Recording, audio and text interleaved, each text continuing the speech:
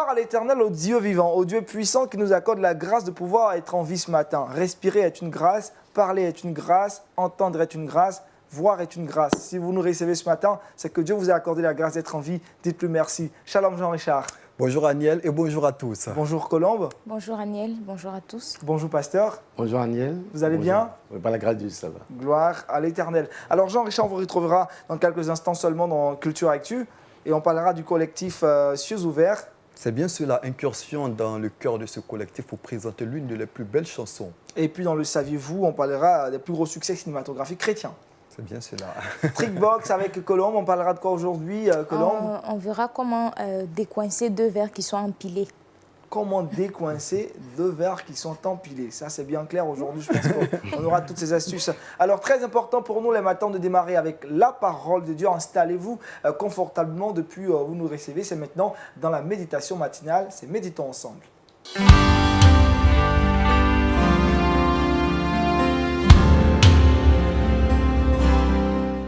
Pasteur Gonnet Julbert, avec vous, nous parlons de ce thème. Dieu a besoin de toi et de ce que tu as. Allez-y, pasteur. Nous bénissons le Seigneur pour ce jour, pour ce temps qu'il nous donne de pouvoir plonger le regard dans sa parole. Nous allons lui adresser une prière pour nous soutenir dans ce regard que nous voulons prendre dans sa parole. Nous te rendons gloire à notre Dieu, toi qui nous as donné le souffle de vie en ce jour. Nous voulons nous soumettre à ton Esprit Saint pour nous conduire dans ta parole, parce que c'est toi qui es capable de nous révéler ce dont nous avons besoin pour vivre cette journée dans la victoire. Merci Père, au nom de Jésus. Amen. Amen. Amen. Nous allons prendre nos Bibles ce matin dans Luc chapitre 5, du verset 1 au verset 11. Nous allons parler du fait que Dieu a besoin de toi et de ce que tu as. Nous lisons la parole de Dieu. Comme Jésus se trouvait auprès du lac de Génézareth, et que la foule se pressait autour de lui pour entendre la parole de Dieu, il vit au bord du lac deux bacs d'où les pêcheurs étaient descendus pour laver leurs filets. Il monta dans l'une de ces bacs qui était à Simon et le pria de s'éloigner un peu de terre. Puis il s'assit et de la bac il enseigna à la foule. Lorsqu'il eut cessé de parler, il dit à Simon, avance en pleine eau et jetez vos filets pour pêcher. Simon lui répondit, Maître, nous avons travaillé toute la nuit sans rien prendre, mais sur ta parole, je jetterai le filet. L'ayant jeté, il prit une grande quantité de poissons et leur filet se rompait. Il fit signe à leurs compagnons qui étaient dans la barque de venir les aider. Il vint et il remplit les deux bacs au point qu'elles s'enfonçaient. Quand il vit cela, Simon-Pierre tomba aux genoux du Seigneur et dit, « Seigneur, retire-toi de moi parce que je suis un homme pécheur. » Car l'épouvante l'avait saisi, lui et tous ceux qui étaient avec lui, à cause de la pêche qu'il avait faite. Et il en était de même de Jacques et de Jean, fils de Zébédée, les associés de Simon. Alors Jésus dit à Simon, « Ne crains pas, désormais tu seras pêcheur d'hommes. » Et ayant ramené la barque à terre, il laissait tout et le suivit. Seigneur, merci de bénir ta parole au nom de Jésus. Amen. Amen. Dans ce texte de Luc chapitre 5, Jésus se trouvait au bord du lac de Génézareth et il s'est trouvé que l'endroit où il se trouvait était un peu réduit à cause de la présence des personnes. Jésus, qui est venu pour nous montrer comment servir Dieu, il avait besoin de pouvoir trouver des personnes, au travers de ce test, trouver des personnes pour leur permettre de s'engager avec lui dans l'œuvre pour laquelle il est venu sur cette terre.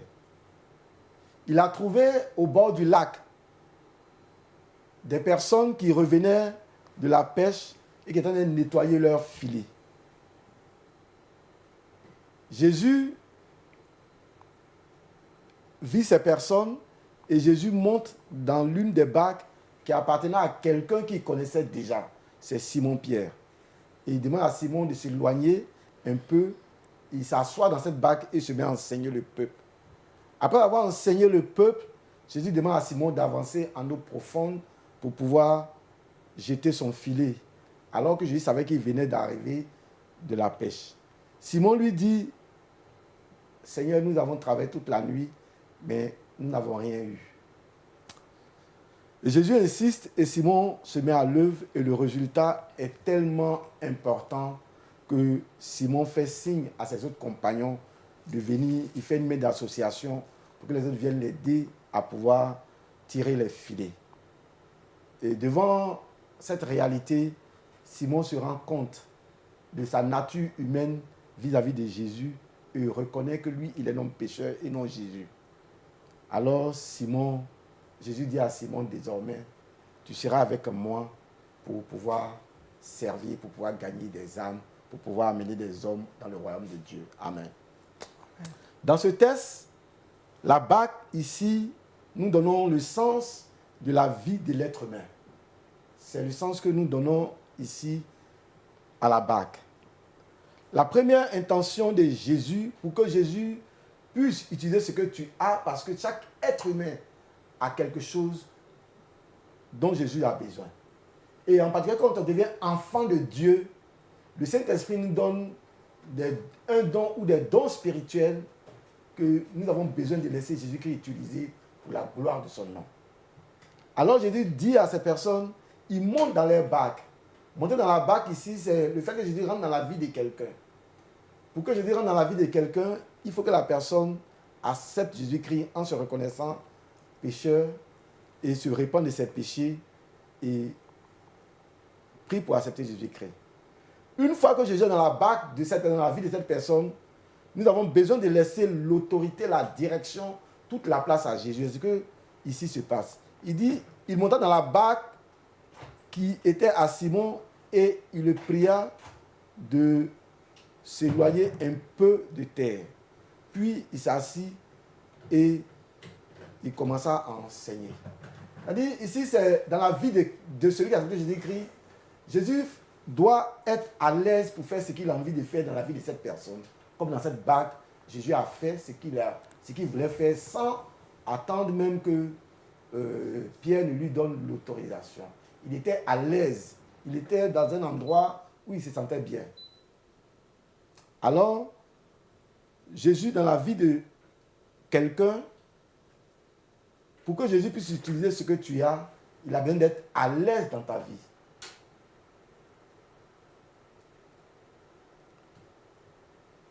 Et ensuite, il dit à Simon, avance un peu, avance en pleine eau et jetez vos filets pour pêcher. Ici, dans cette présentation, au verset 4, Jésus nous demande, ceux qui ont accepté Jésus-Christ, il nous demande de nous éloigner un peu de ce monde. Parce que les principes de vie de ce monde sont contraires aux principes de vie que Jésus veut nous communiquer. Si nous voulons que Jésus utilise de façon efficiente, de façon efficace, ce que nous avons en nous et ce que nous possédons, c'est de pouvoir nous apprendre à nous éloigner chaque jour du monde dans lequel nous sommes, mais nous ne sommes pas de ce monde. Nous sommes dans ce monde, mais nous ne vivons pas selon les principes, nous vivons selon les principes du royaume de Jésus-Christ. Alors nous devons apprendre à nous éloigner un peu, nous éloigner véritablement de ce monde pour pouvoir être utilisé convenablement par Jésus.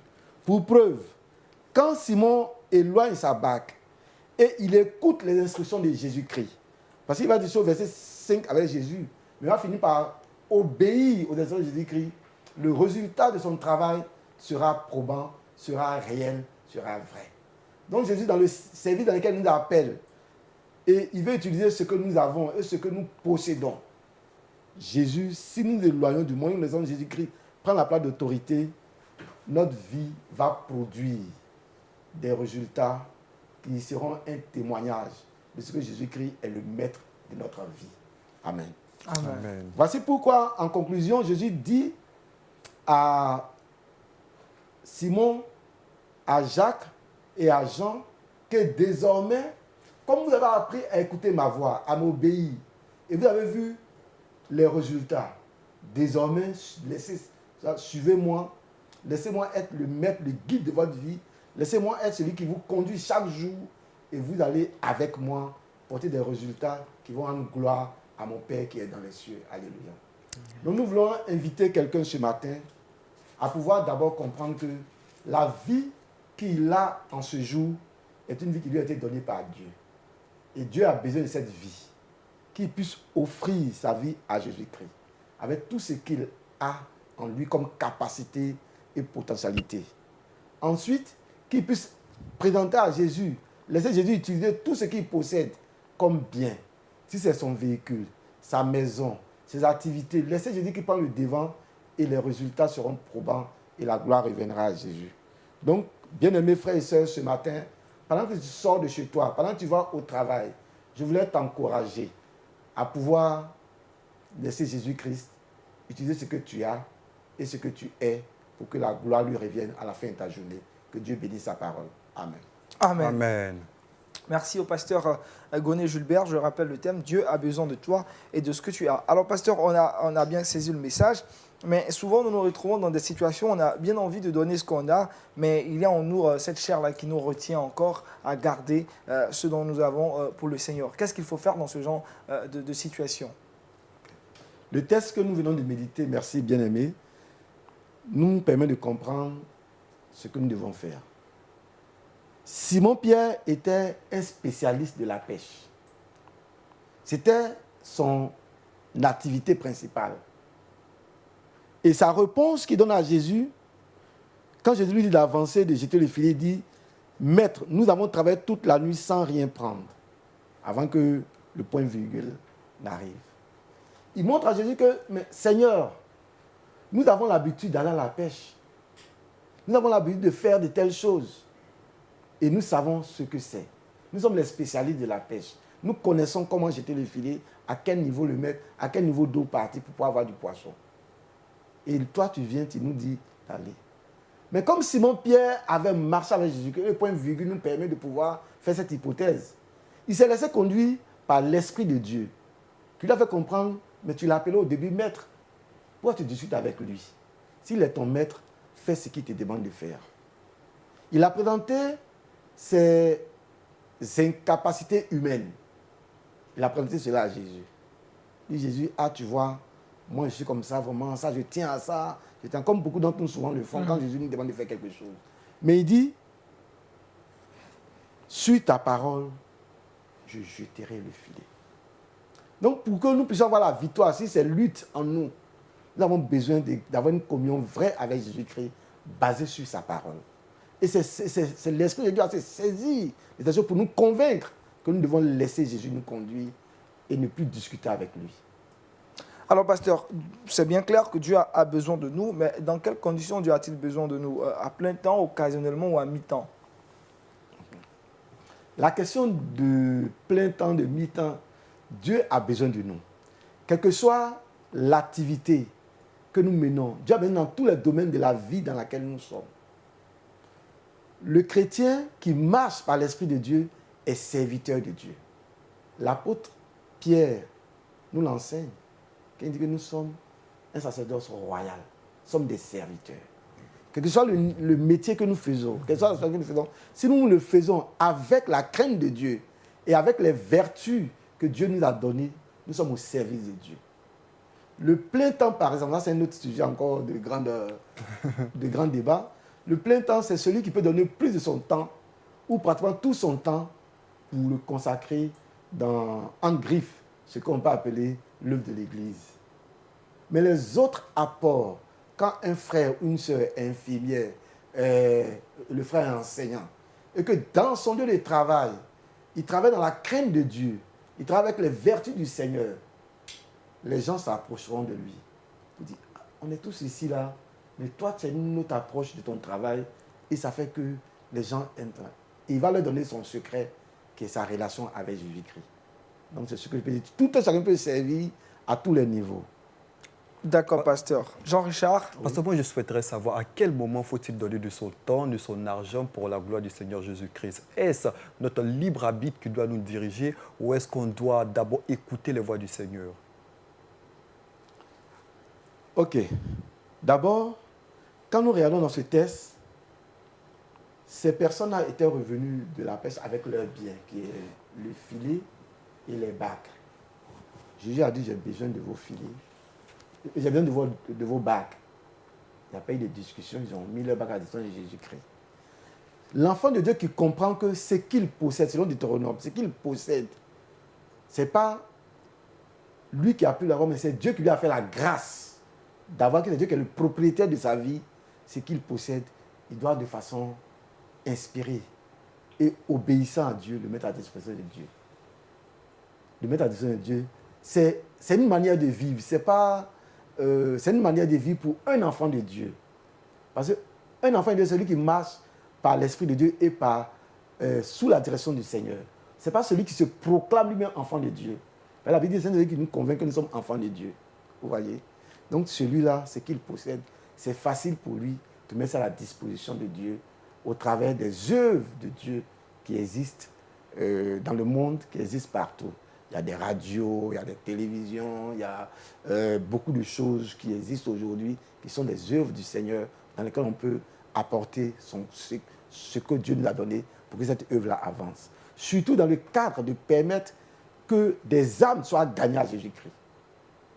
Des âmes soient gagnées, des âmes soient édifiées, des âmes soient affermies et des âmes soient envoyées pour encore aller faire la même chose.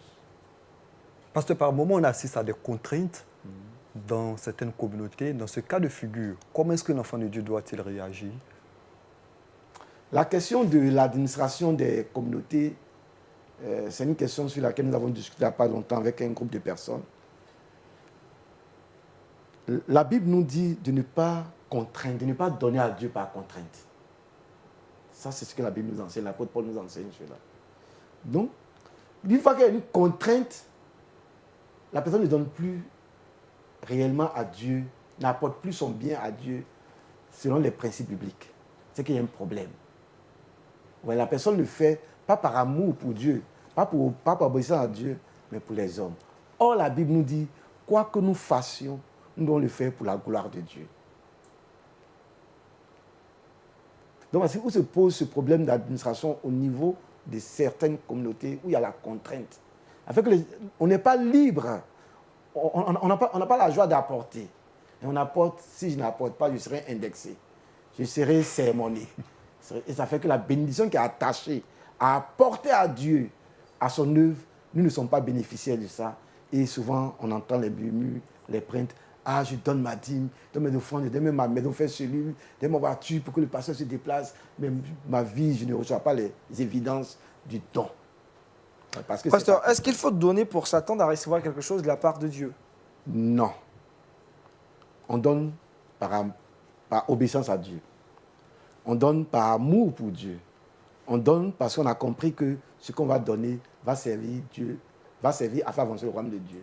Maintenant, le retour, c'est la souveraineté de Dieu qui se manifestera. Parce que ce n'est pas un échange de gagnant-gagnant. On le fait d'abord par amour pour Dieu. Et comme il y a des promesses attachées à cela, quand on aime quelqu'un, on lui montre qu'on aime. On pose des actes, on pose... bientôt, j'ai animé une conférence sur la camaraderie au mariage. On pose des actes pour pouvoir permettre à ces personnes qu'on a des sentiments pour la personne. Vous voyez. Donc, avec Dieu, c'est comme ça. Mais on ne donne pas dans l'hypothèse de dire « Ah, je donne à Dieu parce que je veux recevoir ». Cette hypothèse, il n'y aura pas de bénédiction qui va accompagner. Voilà, Kevin Clara Colombe, une question pour le pasteur. Oui, j'aimerais savoir, est-ce que donner à tout le monde nous sera vraiment, je ne sais pas... bénéfique. Voilà, bénéfique, parce que j'entends souvent dire qu'il y a des terres sur lesquelles on ne sème pas, il y a des terres qui ne sont pas productives, donc... Ok. Je vois un peu cette notion-là. Il faut donner dans le cadre de l'œuvre de Dieu. Donc, tout le monde, je ne comprends pas, mais il faut donner là où on sait que Jésus-Christ est enseigné correctement, il est prêché. Ce n'est pas pour faire d'autres choses que de faire avancer l'œuvre de Dieu. Donc, si dans cet endroit-là, Christ c'est pas vraiment Christ la fondation, et qu'on sème là-bas, on n'aura rien en retour. Non, non. Je ne suis pas pour le principe premier de donner pour avoir un retour. Ok. Vous voyez, non? Mhm. Je suis pour le principe qu'on donne pour pouvoir permettre à l'œuvre d'avancer, à l'œuvre de pouvoir avancer. Et après, est-ce qu'on puisse faire ce qu'on a à faire. Maintenant, Dieu, dans sa souveraineté, peut te répondre par les promesses attachées aux dons. Ça, c'est la souveraineté de Dieu qui décide en fin de compte. Mais si je viens s'aimer, je viens donner, pour que je reçoive quelque chose, déjà la motivation déjà n'est pas biblique, n'est pas selon la pensée de Dieu. Mais il y a des offrandes, en fait, souvent on a envie de faire parce qu'on a justement envie de bouger quelque chose en Dieu, on a envie de recevoir. Oui, mais ça, ce n'est pas une bonne disposition spirituelle selon ma compréhension de la parole de Dieu. Selon mon interprétation de la parole de Dieu, ma approche de Dieu. Ben non, on ne donne pas parce qu'on veut que quelque chose bouge. Pasteur, vous êtes contre les offrandes prophétiques.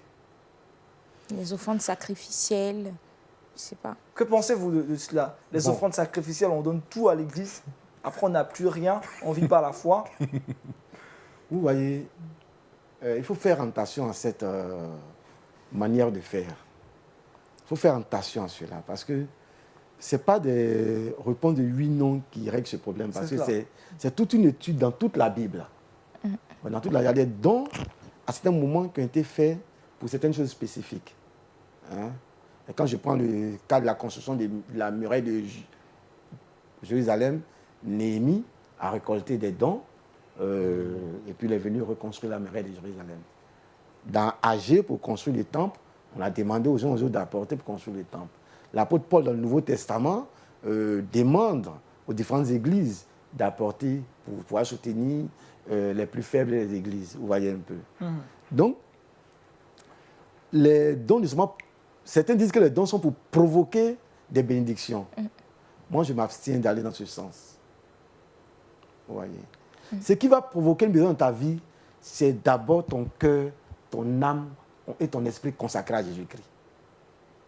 Parce que tu ne peux pas vivre dans la souillure. Tu ne peux pas vivre dans l'impureté. Tu ne peux pas vivre dans le mensonge. Tu ne peux pas vivre même ton cœur même ne croit pas en Jésus-Christ. Et tu dis non, attends, je vais déposer mon compte bancaire pour Jésus. Ça ne marche pas avec Dieu. Il a dit, je suis saint, vous serez saints. C'est-à-dire que quand sa nature, nous épousons sa nature, ce que nous apportons après, c'est apprécié par lui et les réponses qui viennent de lui souvent nous surprennent. Pasteur, comment faut-il, on a parlé du donner, sur quelle base peut-on donner à Dieu, la valeur de ce qu'on donne à Dieu? Est-ce qu'il faut prendre des temps de prière pour savoir quelle offrande faire à Dieu ou libéralement aller de son bon vouloir? Jésus a pris l'exemple de cette pauvre femme, dame, qui a donné ce qu'elle avait pour vivre. Vous voyez? Il dit, elle a donné, son cœur y était, mais les autres donnaient de leur surplus qui n'était pas dans la pensée de Dieu, qui n'était pas ce que Dieu voudrait. Est-ce que vous voyez un peu? Donc, pour donner à Dieu, Paul dit, il faut qu'on donne librement, sans contrainte, ce qu'on a résolu de donner à Dieu. Je vais prendre le cadre de la semaine. La Bible nous dit de mettre de côté, en début de semaine, ce qu'on doit donner au Seigneur. Donc, on commence à préparer notre offrande.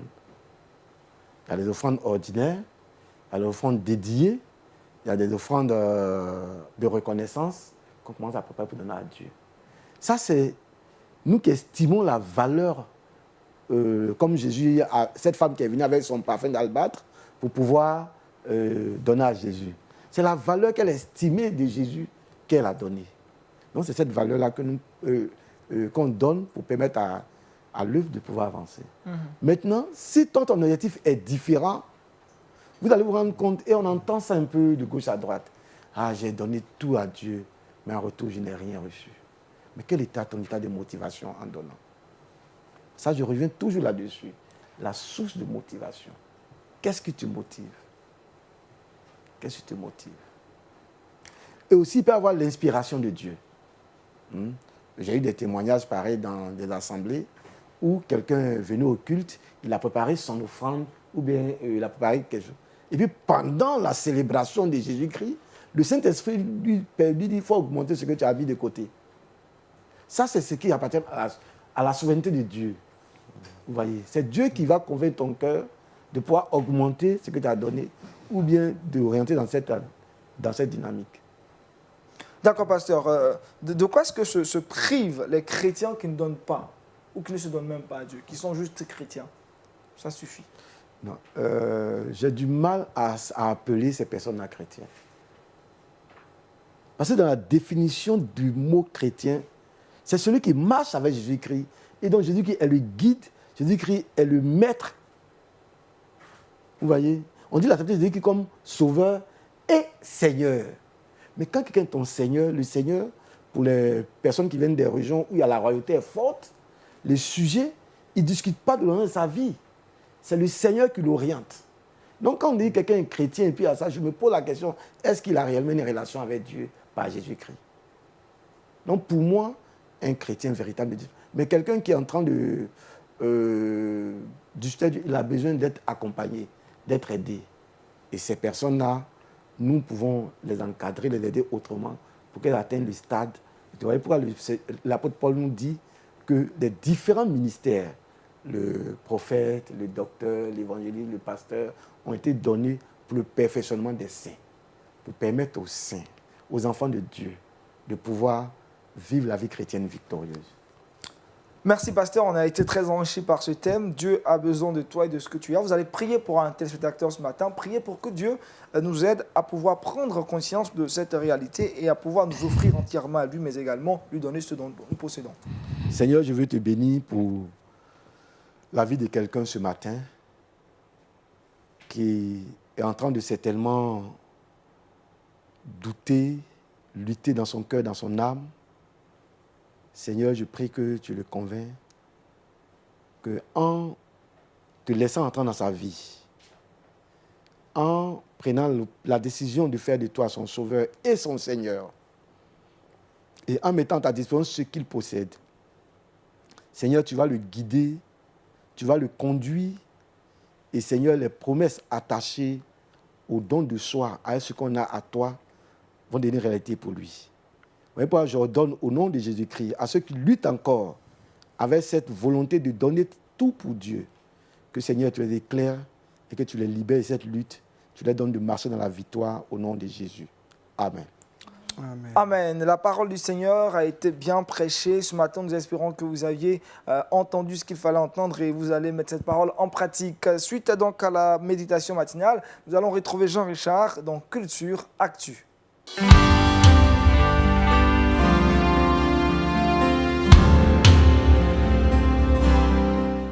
Jean-Richard, avec vous, ce matin, nous parlons musique.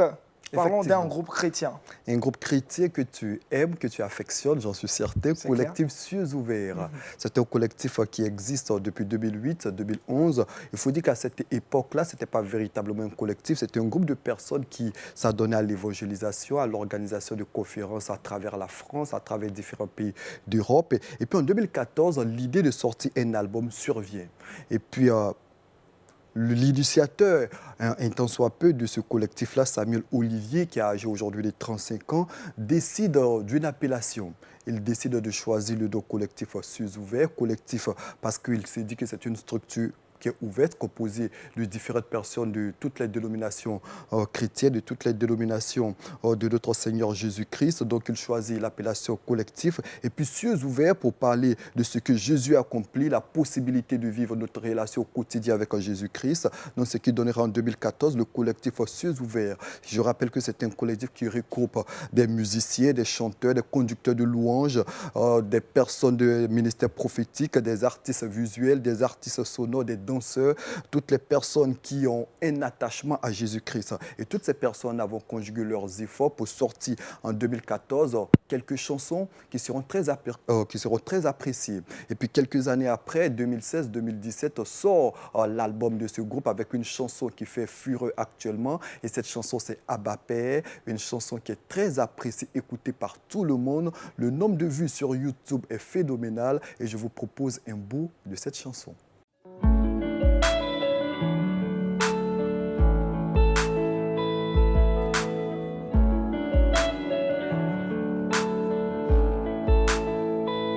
Bien avant le chant qui crée l'univers,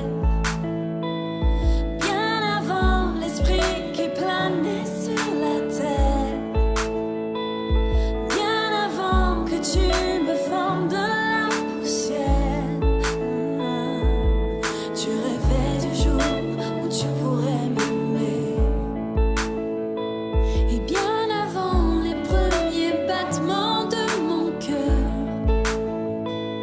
bien avant que je m'éveille à ta douceur, bien avant mes doutes, mes joies et mes douleurs, tu rêvais du jour où je pourrais t'aimer. Tu rêvais du jour où je pourrais t'aimer.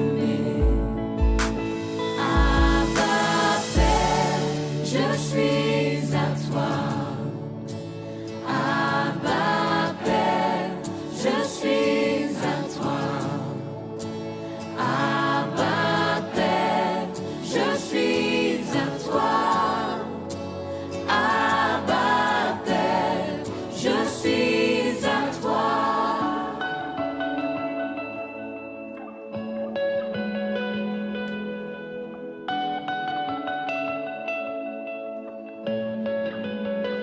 Bien avant que Jésus marche sur la terre, bien avant le Fils qui nous montre le Père,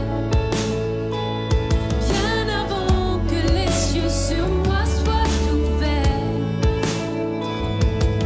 tu rêvais du jour où tu pourrais m'aimer. Bien avant que mon péché brise ton cœur, bien avant que coule le sang et la sueur, bien avant les clous, le froid et la douleur, tu rêvais du jour où je pourrais t'aimer. Oh, oh, tu rêvais du jour où je pourrais t'aimer. Abba Père, je suis à toi. Abba Père, je suis à toi. Abba Père, je suis à toi. Abba Père, je suis à toi. Chanson en tout cas très fortifiante, Jean-Richard. Ah oui, Abba Père, moment de prière, moment de communion, moment d'intercession avec Christ. Très belle chanson qui existe sous plusieurs versions, version acoustique, version reggae. En tout cas, c'est un groupe assez extraordinaire que j'ai découvert par hasard et que j'ai adopté. Je les écoute pratiquement tous les matins. Je prie avec eux et nous prions que le Seigneur lui-même les fortifie dans leur action et permette qu'ils sortent d'autres albums pour la gloire de son nom. Merci Jean-Richard Pasteur. Ce sont des initiatives à encourager, amener les jeunes à pouvoir s'intéresser à la musique, surtout à créer ce genre de groupe, de collectif. Oui, je voudrais vraiment bénir le Seigneur pour cela. Moi-même, j'ai encouragé certains groupes dans le temps en Côte d'Ivoire, tels que le groupe Apocalypso. Je crois que peut-être beaucoup vous n'avez pas connu ce groupe. Il était encore Honnêtement, moi je ne sais rien de ce groupe. Le groupe Apocalypso qui était conduit par le leader Tonton Cesse, qui est aujourd'hui au Togo. C'était dans les débuts de Constance, tout cela. Qui ont fait aussi la joie des jeunes Ivoiriens dans le temps. Il y avait le groupe Résurrection. Ça, c'est pour notre génération des gens des 90 qui sont venus dans les années 90. Vous voyez, il y avait le groupe Résurrection qui ont impacté aussi la Côte d'Ivoire et qui ont amené des personnes à connaître le Seigneur. Donc nous bénissons le Seigneur pour une telle œuvre et qui fait aussi du bien au peuple de Dieu. C'est cela. Merci, Pasteur Jean-Jacques, collectif Cieux Ouverts. Ah oui, collectif Cieux Ouverts, ils sont dans la reprise par moment des chansons, dans la reproduction, dans la composition. Depuis 1990, Samuel Olivier, qui est le précurseur de ce groupe, la compose. Et mois après mois, il fait sortir ces différentes chansons, ces chansons-là qui sont très appréciées par le public européen. Et également par le public africain. Voilà. Par tous les publics. Je préfère Jean-Richard. Merci encore pour cette information dans Culture Actu. On a donc parlé du collectif Cieux Ouverts. À la suite de Jean-Richard, c'est encore Jean-Richard. Mais cette fois-ci, dans À l'affiche, on retrouvera un artiste qu'on va certainement avoir l'occasion ce matin de le joindre en direct. Restez avec nous. À l'affiche.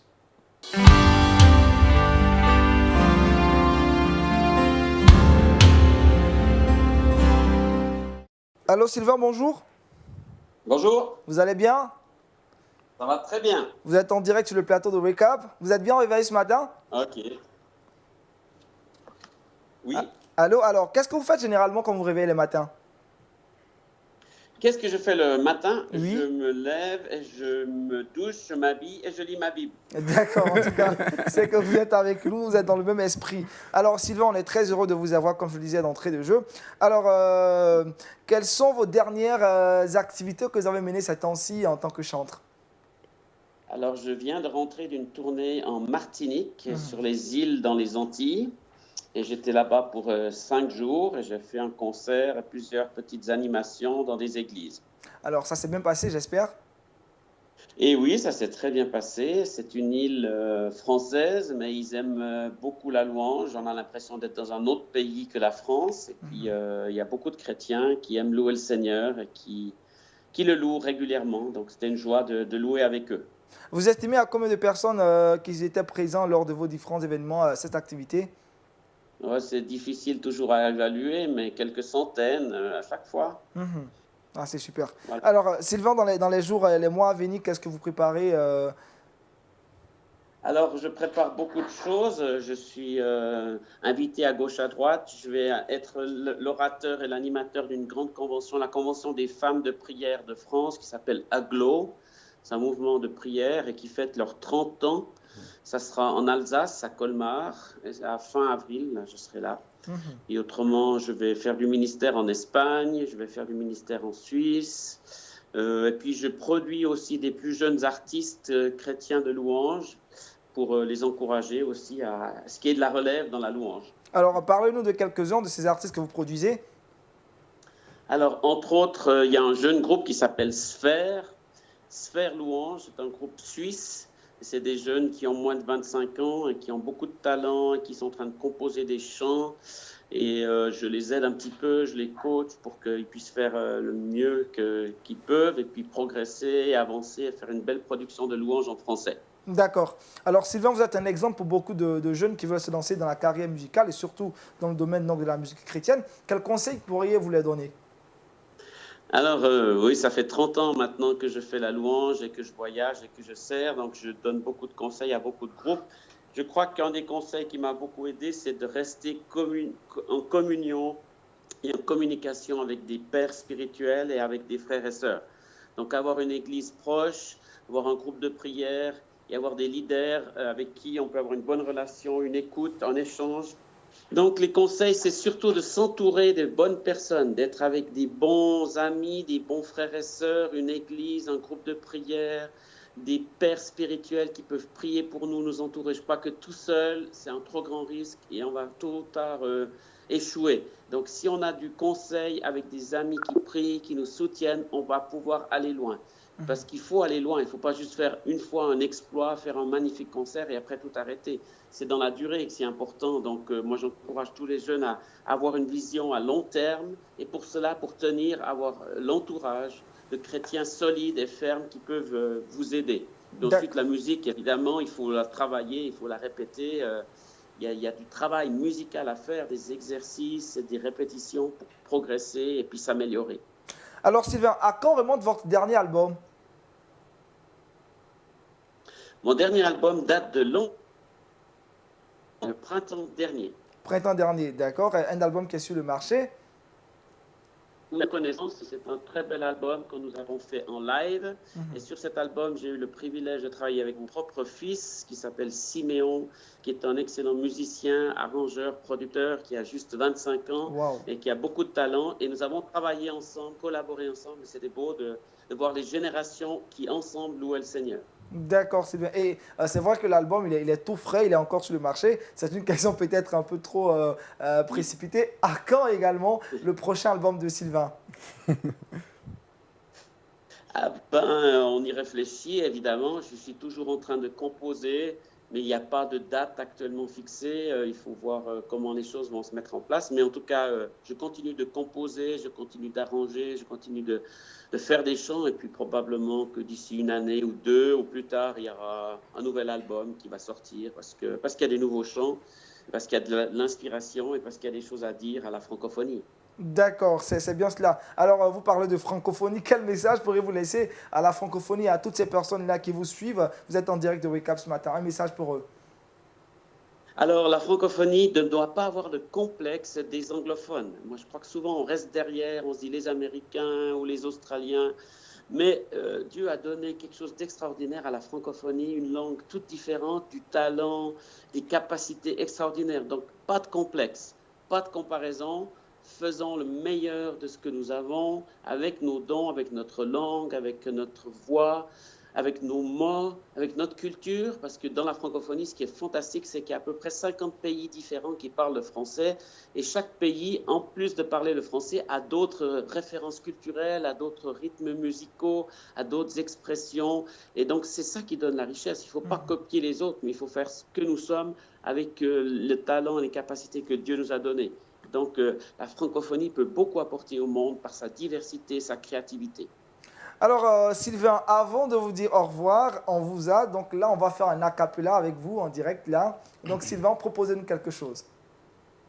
Le tube que j'ai chanté en Côte d'Ivoire en 2007, que tout le monde a tellement apprécié, ça s'appelle « Tu m'as choisi ». Il était chanté pendant toute la tournée et tout le monde aimait chanter ce chant. Alors voilà, c'est un chant que j'aime bien. D'accord, allez-y. Tu m'as choisi, je t'ai reçu, tu m'as aimé, je t'ai aimé, tu m'as donné, j'ai accepté ta vie.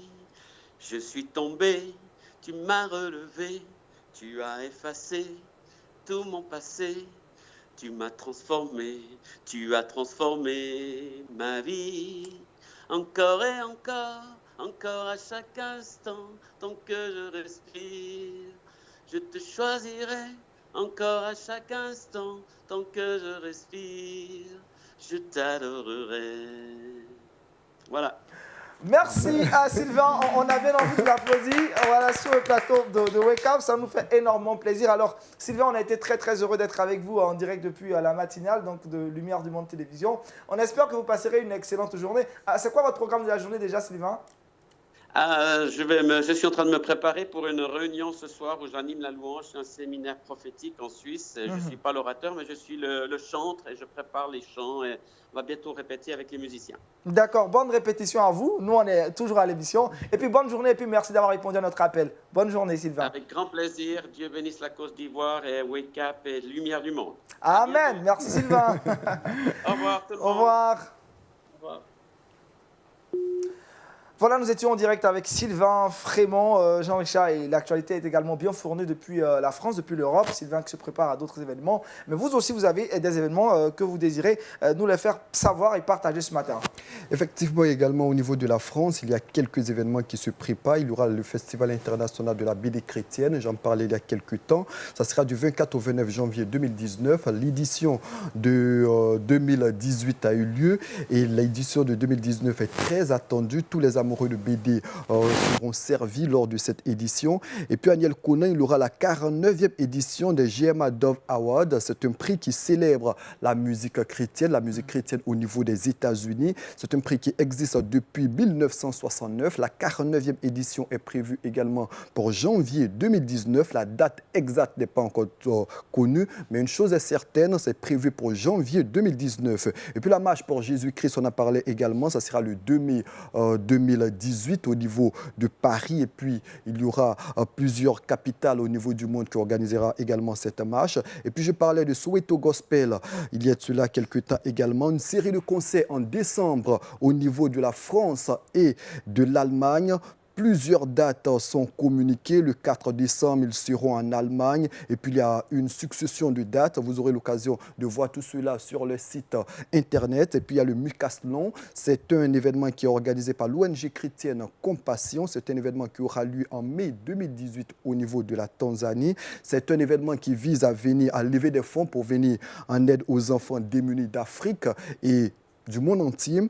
Et puis, il y aura la 61e édition des Grammy. Pourquoi nous parlons des Grammy? Puisque les Grammy célèbrent toutes les musiques, mais il y a un compartiment des Grammy qui célèbre également la musique chrétienne. On sait que pour l'édition, la 60e édition qui a eu lieu en janvier dernier, de grandes voix de la musique chrétienne ont été portées par cette édition. Il y a eu Hillsong Worship, il y a eu Zach Williams, il y a eu CeCe Winans. On attend donc de voir l'édition de 2019 qui aura lieu en janvier 2019, fin janvier 2019. Et là, on nous annonce beaucoup de grandes voix de la musique chrétienne. On attend de voir qui sera porté en triomphe lors de cette 61e édition des Grammy Awards. Voici Aniel Conan, quelques dates à travers l'agenda culturel au niveau de la chrétienté.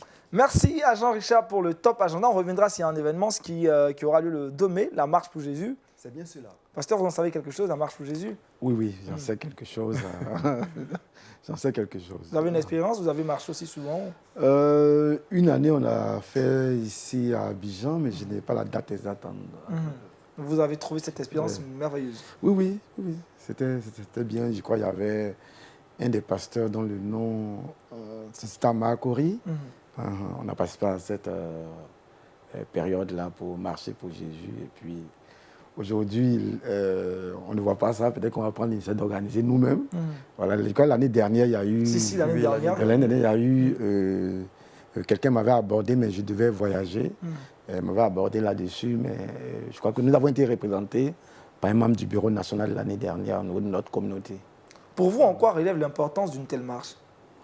Elle est importante parce que pour nous, c'est pour affirmer notre identité d'enfant de Dieu et de pouvoir communier aussi avec d'autres frères qui sont dans d'autres endroits que nous ne connaissons pas, pour pouvoir exprimer que nous existons et que nous sommes là, même si on a besoin aussi de poser des actes souvent, mais c'est un temps de communion et de célébration joyeux du Seigneur dans la prière, pour souvent prendre possession de certains territoires, certains quartiers, dont l'accès est un peu difficile à l'évangélisation. Voilà. Merci, pasteur, pour ce bon souvenir-là. On est parti un peu avec vous dans le passé. Vous étiez présent à des événements tels que la Marche pour Jésus. Merci encore à Jean-Richard pour ces différentes informations dans À l'affiche. On ouvre maintenant la page réservée aux informations qui sont plutôt des astuces très utiles et très pratiques pour notre vie facile au quotidien. C'est maintenant le Trickbox.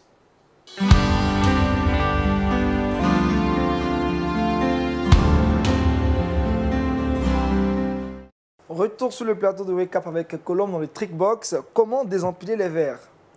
Merci Aniel. Voilà, nous sommes encore de retour, chers téléspectateurs. Donc, vous savez, il arrive parfois pendant la vaisselle de trouver nos verres en fait coincés lorsqu'ils sont encore mouillés. Donc, aujourd'hui, je vais vous proposer quelques astuces, très naturelles surtout, et ça va nous aider. Donc, comme première astuce, il faut avoir de l'eau tiède dans une saladière ou si vous voulez même dans votre l'évier là où vous faites la vaisselle. Vous y mettez de l'eau tiède et vous placez les deux verres empilés de manière horizontale. Vous les posez à l'intérieur et vous laissez reposer. Et pendant ce temps, le verre qui est au-dessus, vous mettez juste un peu d'eau froide. Donc, l'eau tiède en dessous, là où les verres sont plongés, et de l'eau froide à l'intérieur. Et vous commencez à tourner tout juste un peu, vous allez voir que les verres vont se séparer. Donc, pas de brutalité, pas de force, il ne faut pas les casser. Donc, en seconde astuce, on va prendre ces deux verres qu'on va poser tout simplement sur une table et on va les faire coucher de manière, cette fois-ci, verticale. Et on va souffler. Donc, en soufflant sur le verre, en fait, il y a les parties qui sont empilées se voient. Quand ce sont de grands verres, on arrive à voir en fait la limite. Donc on souffle, ça va demander plus d'efforts évidemment, mais ça va en tout cas désempiler nos verres coincés. Et voilà, c'était tout pour aujourd'hui. Merci. La deuxième astuce n'est pas évidente, hein. Il faut avoir du souffle. Je préfère la Et première. aussi du temps. La première, elle est encore pratique. Merci à Colombe, on bifurque en même temps directement. On part pour le Saviez-vous avec Jean-Richard.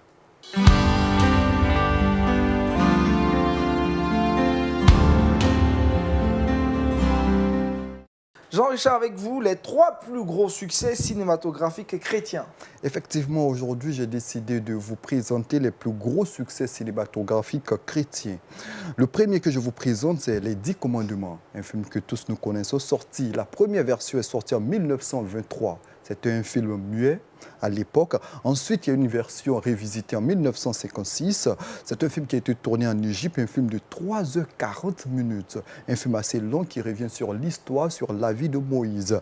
Et c'est un film qui a été réalisé avec 13 millions de dollars à l'époque, en 1956. Un film qui coûtait 13 millions de dollars pour la réalisation. C'était un budget assez énorme. C'est le film à l'époque le plus cher jamais produit, 13 millions de dollars. C'était énorme. Le film a été nommé pour 7 Oscars, mais a remporté un seul Oscar. En 1999, ce film a été sélectionné pour conservation à la Bibliothèque nationale des États-Unis. C'est le 10e meilleur film du genre épique. C'est dit que ce film a marqué l'histoire même des États-Unis, Les 10 Commandements, un film toujours d'actualité puisqu'il y a une version révisitée. C'est vrai que la première version muette est sortie en 1923, il y a une version en 1956 réalisée par Cécile DeMille, et puis ensuite il y a une version réalisée autour des années 2015-2016. C'est dit que c'est un film, c'est vrai, qui traverse les années, mais qui reste toujours d'actualité, puisque les 10 commandements guident la vie du chrétien. Et puis, à côté de ce film-là, il y a Exodus, qui a énormément marché également. Mais le film que je tiens à présenter, c'est Ben-Hur ou Ben-Hur, ça dépend de notre situation géographique. C'est un film qui est sorti en 1959, adapté. C'est une adaptation d'une œuvre romanesque, une œuvre écrite par Lewis Wallace, un film porté sur la foi, sur la vengeance et surtout sur le pardon, un film en version muette également, réalisé en 1907. La version révisitée a été réalisée le 12 août 2016. C'est le film qui a eu un succès énorme, primé par plus de 11 Oscars. C'est dit que c'est un film qui a très bien marché. Et puis le dernier film que je vous propose, c'est un film que vous connaissez certainement. C'est un film qui a très bien marché, La Passion du Christ de Mel Gibson. C'est le film chrétien qui a eu le plus gros succès. La réalisation a coûté 30 millions de dollars. Et puis en termes de bénéfices, le film a fait une entrée au box-office de 612 millions de dollars. Vous voyez l'écart, c'est énorme. Donc voici les 3 films que j'étais là à présenter, les plus gros succès cinématographiques chrétiens. Les 10 commandements sortis en 1923, révisités en 1956, ensuite en 2016. Ensuite, il y a eu Ben-Hur, et puis il y a eu Exodus. Et puis, le dernier film que je vous présente, il y a La Passion du Christ, 30 millions de dollars et 612 millions d'entrées au box-office. On aurait pu citer, Aniel, d'autres films tels que God and King. Il y a le film de Jésus, sorti en 1979, réalisé par cette organisation chrétienne, effectivement. Le pasteur le disait à l'instant. Et puis, c'est un film qui a été vu par 6 milliards de personnes. Il y a beaucoup de films chrétiens, ou encore l'année 2017 marquée par le Chic, La Cabane. Il y a plusieurs films chrétiens, mais les 3 gros plus succès sont Les 10 Commandements, Ben-Hur et La Passion du Christ. Merci Jean-Richard. Pasteur, vous aimez beaucoup les films chrétiens, vous les regardez souvent. Oui, Votre j'aime. emploi du temps qui est vraiment chargé, est-ce que vous arrivez? Non, j'aime les films chrétiens, les films qui ont des thématiques d'une approche biblique réelle. Je les aime. Et le film Jésus, j'ai travaillé avec le film Jésus de 92 à 96. Avec Campus pour Voilà, Christ, avec Campus pour campagne Christ. d'évangélisation.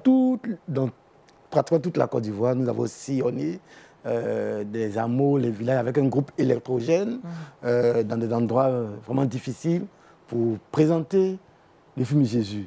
Et c'est un film qui a impacté la vie de beaucoup de personnes et beaucoup d'âmes gagnées, beaucoup d'églises ouvertes. Donc, c'est un film qui a toujours une onction particulière. Jean, je crois d'ailleurs, Ah oui, c'est le sinon plus les regardé au chiffres, monde. plus de 200 millions de personnes ont été converties grâce à ce film, regardé par 6 C'est le milliards film de le plus personnes. regardé, le film chrétien le plus regardé. film chrétien le plus réalisé, diffusé dans plus de 150 pays. Ça veut dire que c'est un film qui, c'est vrai, a été réalisé en 79, mais qui continue d'impacter positivement un bon nombre de personnes. Si on estime que nous sommes à 7 milliards d'habitants, 6 milliards de la Terre ont regardé. Waouh, Ah oui, c'est énorme. c'est énorme. Déjà que Moi, je l'ai regardé plusieurs fois, Plusieurs une fois. dizaine ou voire une vingtaine de fois. Oh, Jean-Richard, c'est la seule. T'en fais un peu trop, Jean-Richard. Lis la Bible, là. Merci encore à Jean-Richard pour ces informations dans Le Saviez-vous. Avec Colombe, le verset boussole qui va nous conduire tout le long de cette journée. Ok. Alors, le verset boussole est tiré du livre de Luc, chapitre 5, verset 28, qui dit « Et laissant tout, il se leva et le suivit. » Pasteur, rapidement, commentaire. Le verset est clair par rapport à notre méditation.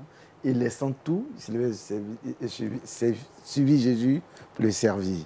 Nous voulons encourager quelqu'un ce matin à suivre Jésus et à servir Jésus.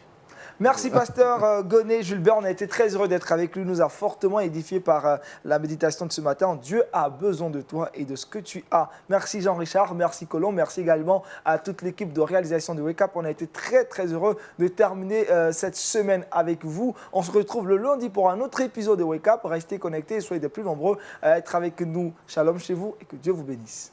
Amen.